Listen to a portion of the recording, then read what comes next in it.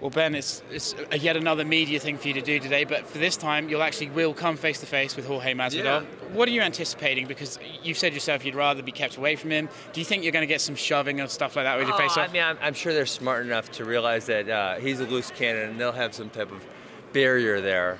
But I'm assuming he's going to get angry, puff out his chest a little bit, probably say some choice words, and I think I'll probably laugh at him. I think a lot of people maybe look into these stare downs a little bit too much, but is there something in it for the first time you are actually going to see him? Maybe you can judge his stature, his size. Is there something in this for you?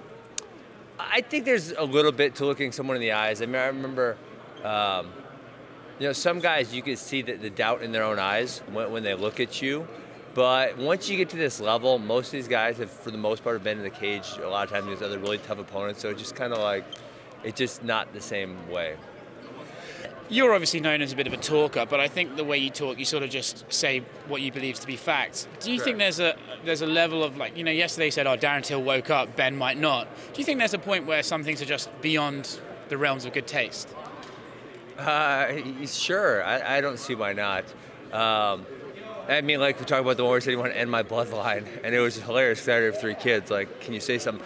Number one, it's a pretty disturbing thing to say, but number two, it's also stupid. So I don't know. Listen, I try to stay away. Like the Khabib Conor thing. I try to stay away from family, religion, country. That kind. I don't really like that kind of stuff. So yeah, I just try to stick with the individual task at hand. Last time I spoke to you was last week in Los Angeles, actually, and you said that Colby was going to get skipped over, and then sure enough, it seems it seems like he has.